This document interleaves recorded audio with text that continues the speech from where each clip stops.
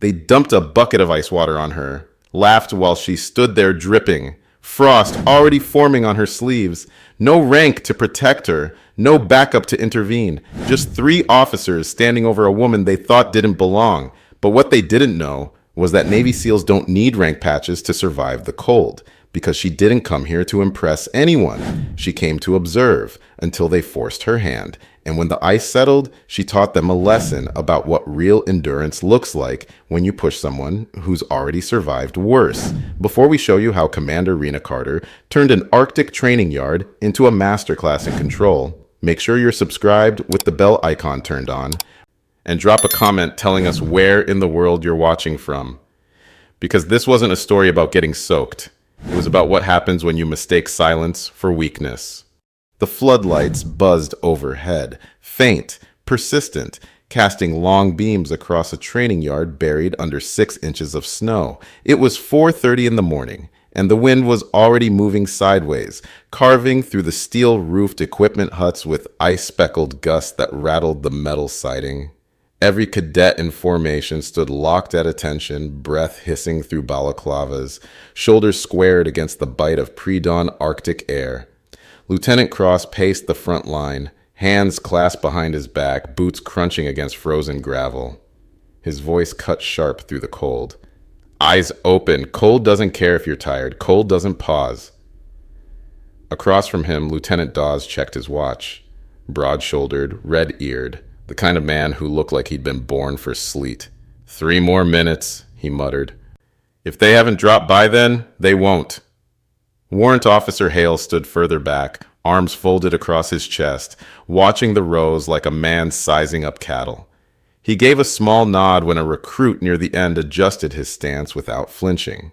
Behind them all, standing near the edge of the yard with a clipboard in one hand and thermal goggles hanging around her neck, was Rena Carter. No insignia, no visible rank, contractor issue parka zipped to the throat, clean boots that hadn't been dragged through the mud yet, not part of their chain of command, just a visiting observer sent from above to evaluate resilience protocols. She'd arrived 3 hours before dawn, watched them prep the yard in silence, checked equipment logs without asking permission, took notes on cadet rotations, cold exposure intervals, and instructor response times. Never introduced herself, never explained why she was there, just observed. And that had been grating on them since the moment she stepped onto their frozen ground. She hadn't said a word all morning, and that's what annoyed them most. Cross turned toward her, mouth curling into a tight smirk. Another warm post evaluator come to lecture us on frostbite? Dawes scoffed under his breath. Probably did her cold weather training on a tarmac in Florida. Bet she thinks -10 is freezing. Hale smiled, but said nothing. His eyes stayed on her face. She didn't flinch, didn't smile back, didn't even glance their way. Just stood there, tracking cadet movement, scribbling the occasional note without once pulling up her hood. Her silence wasn't passive. It was deliberate, and the officers hated it. They were Arctic-hardened men, trainers who'd spent months teaching others how to suffer through whiteouts and wind chill that could strip skin in minutes. Men who prided themselves on losing less than 10% of their platoons to frostbite in the last calendar year. This was their yard, their environment, and now some clipboard-wielding outsider was judging it? Cross exhaled sharply, his breath fogging between words. She won't last 10 minutes. But she already had, 25 minutes into the wind, unmoving, eyes clear, breathing steady. Not a word spoken, not even a shiver. And that silence, it wasn't just holding. It was pushing back. Breaks at this facility weren't long, weren't warm either. 10 minutes was all the cadets got to huddle near the barracks wall, stamp their boots against the cold, and suck in heat from tin canisters of weak coffee that tasted like rust and exhaustion. The officers gathered around the supply sled on the north side of the yard, their breath curling into the frozen air. Dawes rubbed his hands together, glancing over his shoulder toward the woman still standing by the bench. Clipboard still out, still writing. She hasn't moved in half an hour, he muttered. Not one complaint, not even a damn sniffle. Cross scoffed. She thinks she's proving something. Yeah, Hale added, tugging off his glove, proving she's good at pretending she doesn't feel it. He reached into the sled's shallow crate and pulled out a steel bucket. Slush sloshed inside, mixed with leftover ice shards from the earlier shock resistance drills, the kind of cold that bit even through gloves. Dawes raised a brow. Still got some bite in it? Hale grinned, tilting it slightly. Cold enough. Cross chuckled. You're not serious. I'm always serious, Hale said, but there was humor in it now, the kind that came before bad decisions. Call it a field demo. Let's see if warm weather command breeds spine. Dawes let out a short laugh, then looked at Rinna again. She won't crack. She'll just write it up in some passive-aggressive memo and CC half the Joint Ops Department. She's not even reacting to the jokes, Cross muttered. That's what's pissing me off. She's not reacting because she doesn't belong here, Hale said flatly. No stake, no grit, just here to judge. The bucket sloshed again as he set it on a coil of rope, ready. You thinking what I'm thinking? Cross asked. Dawes cracked his knuckles. Not unless we're both thinking this observer needs a taste of the real North. Their grins matched now, wide, confident, mean. Around them, a few cadets loitered near the gear pile. Most weren't paying attention, but a couple heard the tone and turned halfway. Eyes cautious. No one said anything. No one intervened. One of them, a second-week recruit named Voss, had seen this kind of setup before. Back in basic, when the drill sergeants decided someone needed extra motivation, it never ended well. But speaking up, that ended worse. He looked at the woman by the bench, still writing, still calm, then back at the officers. He kept his mouth shut. Because if you weren't part of the cadre, and you weren't in command, you learned fast that it was better not to be seen at all. The bucket settled on the rope, ready. Their trap wasn't subtle, but they didn't think it had to be. The wind had picked up again by the time they called her forward. Cadets were reassembling in ranks, stamping snow from their boots. A few still whispered among themselves, but most stood facing forward, eyes glazed from the cold and the early hour. None of them noticed the officers' nods, or the way Dawes pulled the bucket behind the rope tower, one arm shielding it from view. Lieutenant Cross stepped toward Rinna with the same theatrical stride he used in front of recruits. His voice carried loud enough for everyone to hear. Ma'am, since you're here to evaluate morale and conditioning under stress, we figured it was only fair you get the full picture. Rinna looked up from her clipboard, calm, curious, her lips parted slightly, but she said nothing. Dawes added from behind him. This next drill is called Cold Contact Exposure. Standard issue for third week immersion. Nothing extreme. Just helps show how recruits behave under shock. She nodded once, not approval, just acknowledgement. Would you be willing to observe from the impact zone? Cross asked, gesturing toward the shallow snow pit flanked by metal piping near the rope tower. She adjusted her footing and walked across the yard. Her boots crunched against frostbitten gravel. The cadets shifted. Some leaned forward. Others looked down.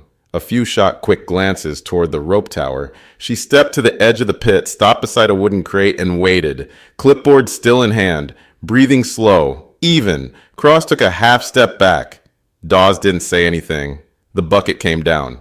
One brutal splash, a crash of ice water slamming into her shoulders, running instantly down her collar and spine, soaking through the fabric of her parka and into the thermal base layer beneath. Cold so sharp it stole breath. The gasp that went up from the cadets was loud enough to echo off the steel walls of the gear hut. A few of them actually flinched. One let out a short, stunned laugh and then immediately fell silent when no one else joined in. The officers were laughing, full, open-throated, not malicious, not theatrical, satisfied. Rinna stood motionless. Steam curled off her shoulders where the water met frozen air. She blinked once, slowly. Water dripped from the tip of her glove, hitting the snow at her feet with soft taps. She didn't reach for a towel. Didn't shake out her sleeves. Didn't curse. Just turned her head slightly toward the three men standing in front of her. Her hair, pulled tight beneath a knit cap, clung damp against her jawline. Her breath misted the air in slow, controlled exhales. Then she spoke. Quiet. measured.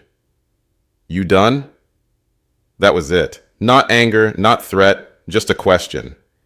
Dawes stepped forward, emboldened by her stillness. What's the matter? Waiting for someone to bring you a towel?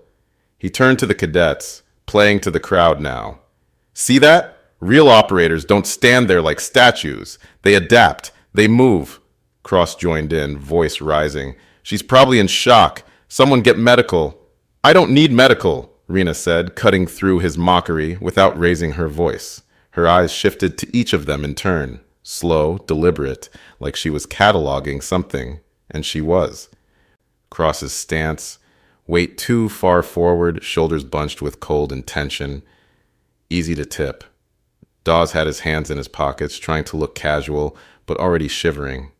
Hale stood with his arms crossed tight against his chest, fingers tucked under his armpits, restricted movement, slow reaction time. She'd seen this before, not here, not in training yards, in Kodiak, in the glacial river crossings where hypothermia was a test you either passed or didn't, where instructors stood on the banks watching candidates go numb, waiting to see who'd keep moving and who'd just stop. She remembered the ones who talked the loudest beforehand. They were always the first to quit. These three reminded her of them, and the way they said it, flat, unbothered, utterly unshaken, did something worse than shouting ever could have done. It made the laughter stop. The wind howled across the open lot.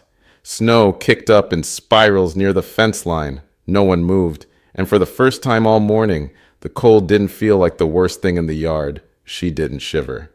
Even with the water soaking through her collar, running icy fingers down her spine, and freezing in place across her shoulder blades, she didn't move, didn't flinch. Her body knew this cold, had been trained for it. Hell-week surf torture, lying in the Pacific at night while waves crashed over you, and instructors screamed that quitting was just one bell ring away. Winter dive ops in Norwegian fjords where you had 30 seconds after surfacing before your hands stopped working. The kind of cold that separated those who could compartmentalize pain from those who let it consume them. This wasn't cold, this was weather, and weather didn't get to decide when she moved. Rena Carter removed her gloves, one finger at a time, no drama, no rush. Her breath stayed calm, misting out in slow exhales as she folded the wet gloves in half and set them on the edge of the crate beside her. The fabric of her parka was already crystallizing, frost forming at the seams where water met air. Lieutenant Dawes gave a chuckle. Too loud, too forced. What, gonna cry? He asked. Or melt? No response. She turned slightly, her face unreadable, and looked toward the cadets. Their posture had stiffened, not from cold this time, from attention. Dozens of eyes followed her now. Not a word had been said to them, but they were listening anyway. She spoke without raising her voice. You think cold breaks people. Her tone was quiet, matter of fact. It doesn't. It shows you who never learned control. The words weren't aimed at anyone in particular, but everyone felt where they landed. For a second, no one moved. The only sound was the wind threading through the steel huts. Then she turned to face the cadet lines directly. Form up. No bark, no whistle, no rank authority behind it. And still, every cadet snapped into motion. Boots pivoted, lines tightened, shoulders squared. The kind of reaction you'd expect from someone with command clearance, not from an observer. The three officers exchanged glances. Warrant Officer Hale narrowed his eyes. She just gave an order, Cross muttered under his breath. And they followed it, Dawes said quietly. They didn't laugh this time. They didn't speak. And Rena? She stood dripping in ice, watching the formation come together tighter than it had all morning. Her expression hadn't changed. But the yard had, and while no one said it aloud, something fundamental had shifted. The woman they drenched wasn't backing away, she was stepping forward. The air had turned razor thin. Even the wind seemed to pause, like it was waiting to see what came next. Rena stepped forward, just once, onto the packed ice where cadets had spent the morning dragging sleds and crawling through frigid slush. Her boots crunched softly, The ice water, still dripping from her collar, was freezing instantly at the hem of her parka. She turned slightly toward the line of officers, eyes on Cross. "Lieutenant," she said evenly, "since you favor practical instruction, I'll be using you for this next demo." Cross blinked. "Excuse me?" She tilted her head, voice steady. "Core heat management during full body strain, field demonstration. You wanted the full picture, remember?" The cadets stiffened. Some glanced sideways at each other. A few held their breath. Cross smirked. "You serious?" "I am," she replied. "Step forward." Hale muttered behind him. "She's trying to show us up." "She's welcome to try," Cross said under his breath, then stepped into the semicircle, chest out, shoulders squared. Rena didn't move at first, then she struck. Not loud, not fast, efficient. A step inward, pivot on the ball of her back foot, a hook behind his knee that used his own momentum to sweep him off the ground. Cross's boots flew out from under him. His shoulder hit the frozen earth with a flat, cracking thud that echoed across the yard. He groaned, stunned. Steam curled from the back of his neck where his skin met cold ground. The sweep had been textbook, the kind taught in Coronado to candidates who needed to control a target without killing them. Redirect, unbalance, let gravity do the work. She hadn't muscled him down, hadn't strained. Just used physics and timing. A few cadets in the front row recognized it. One, a prior Marine who'd cross-trained with SEALs in Djibouti, went pale. He knew that move, knew what it meant. The cadets reacted like a wave. Some gasped, others stiffened. No one moved. Rena didn't look away.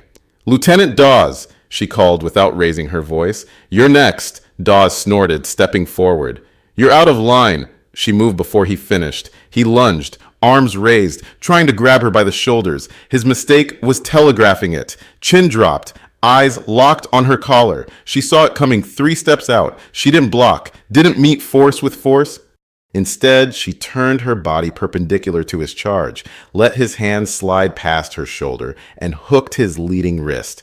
One sharp pull redirected all his forward momentum sideways. His boots lost purchase on the ice. She added just enough pressure at his elbow to spin him off axis. He slammed into the snowbank like a sack of gear thrown from a truck. His legs kicked uselessly against the drift as he slid backward into the powder, landing shoulder deep with a grunt. Snow filled his collar, his sleeve, packed into the gap between his glove and cuff. A cadet in the 3rd row whispered, "Did you see that?" Another didn't answer, just stared. Rena turned smoothly to Hale. He hesitated. Just a second. That was all she needed. She stepped into his space, deflected his grasp, and dropped him with a downward spiral lock that forced his wrist into the ice. His breath came out in a sharp rasp. He hissed through clenched teeth.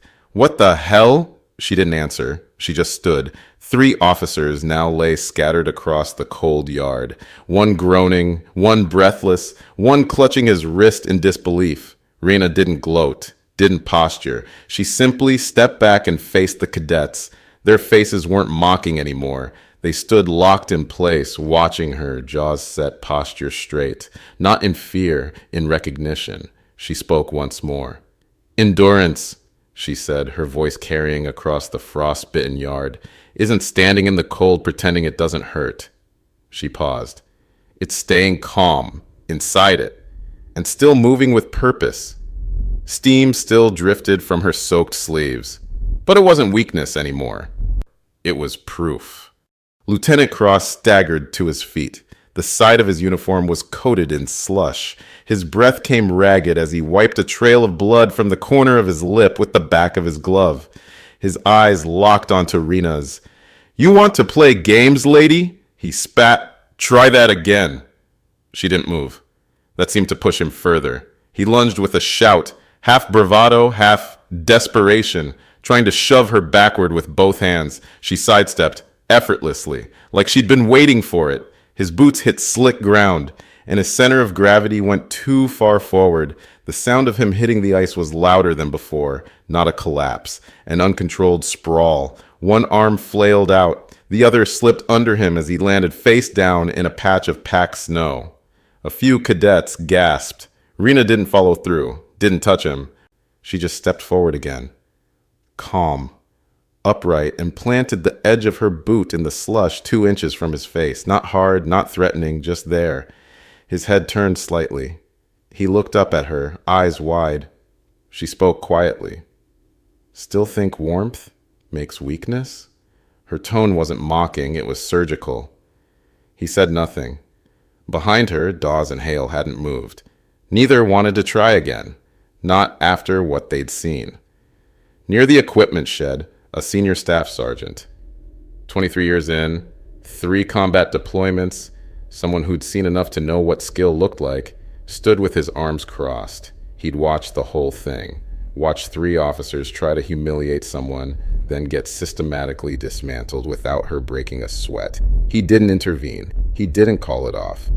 He just turned to the cadet standing next to him and said quietly, "That's what real looks like. Remember it." The cadet nodded, eyes wide, and around them the cadets weren't laughing anymore. They weren't whispering or smirking. They stood still, watching her. Not like she was strange or unqualified, like she'd just rewritten the rules of the yard. A shift had occurred, one so complete it didn't need a command to cement it. The silence said it all. Rena took one step back from Cross. He still hadn't risen.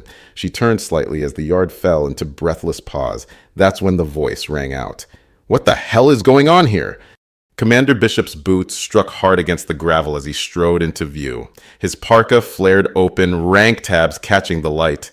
He wasn't alone. 2 admin aides followed, scribbling notes on clipboards. Bishop's eyes swept the scene. 1 officer face down in ice, 2 more looking stunned and pale, a semicircle of rigid cadets, and at the center, a soaked woman, standing perfectly still, steam still rising from her sleeves. His jaw tightened.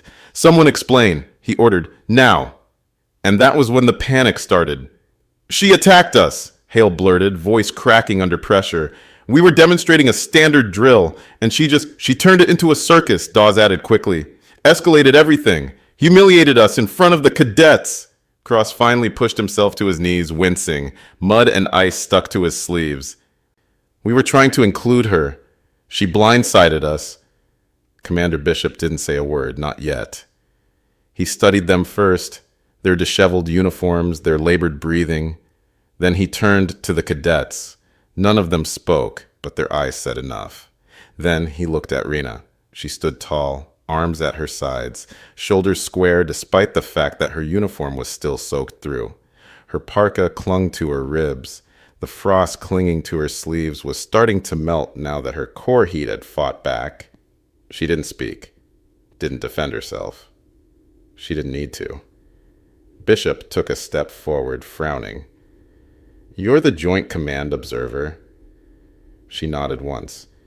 His eyes dropped to the edge of her left wrist as she reached up to adjust the strap of her goggles. There, just under the cuff of her sleeve, he saw it. The faded ink, not large, not attention-seeking, but unmistakable. The gold trident. Time slowed. Bishop stared at it, then at her face. "Wait," he said, voice lowering. "Carter? Rena Carter?"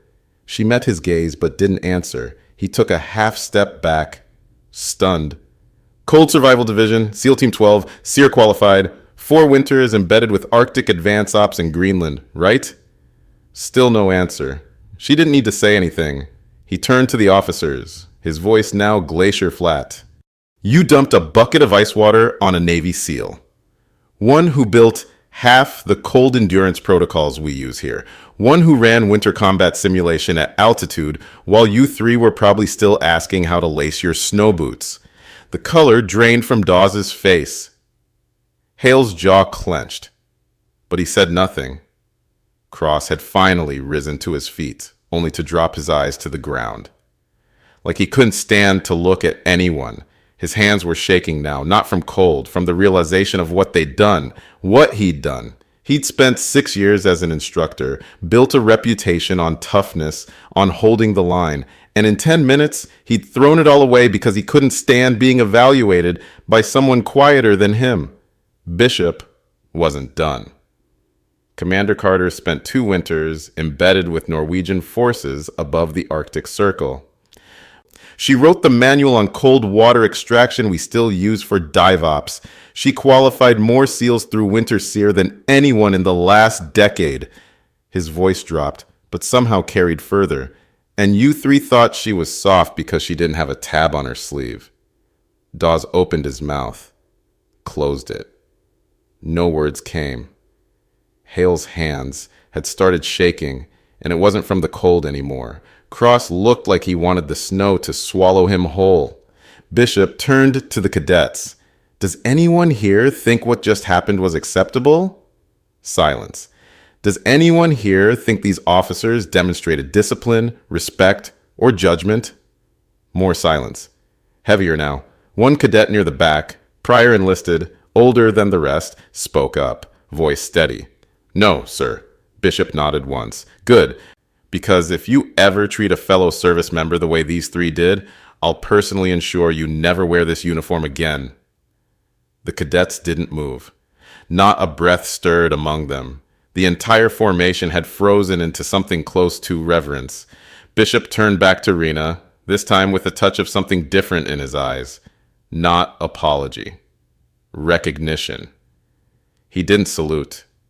He didn't need to, because the weight in his tone said it all. You wrote this course. She said nothing, but the look on her face, it said she'd already known. The silence lingered. Even Commander Bishop didn't feel it. The cold hung heavy, but not like before. Now it felt different, not hostile, just waiting. Rena turned her gaze to the cadets. Some stood ramrod straight, eyes locked ahead. Others stared at her directly, as if seeing her for the first time. She didn't raise her voice. She didn't need to. Don't confuse weather with warfare, she said. A man can survive cold and still break the moment pressure hits. She let that settle. The mind endures longer than the body ever will, but only if you train it to. She took a step closer to the formation. Not aggressive, just present. You'll face worse than ice water out there. You'll face exhaustion you can't sleep off, fear you can't talk away, pain you can't medicate. And in those moments, like, nobody's going to care what tab is on your shoulder or what school you graduated from. Her eyes moved across the line, meeting faces, holding gazes. What they'll care about is whether you can still think when your body wants to quit, whether you can stay calm when everything's going wrong, whether you understand that control isn't about being the loudest or the strongest, it's about being the one still standing when the noise stops. A few cadets shifted, small respectful movements, no nods, no applause. Just weight settling into them like a quiet order they understood instinctively. She turned toward Bishop. Training standards met, she said. Evaluation complete.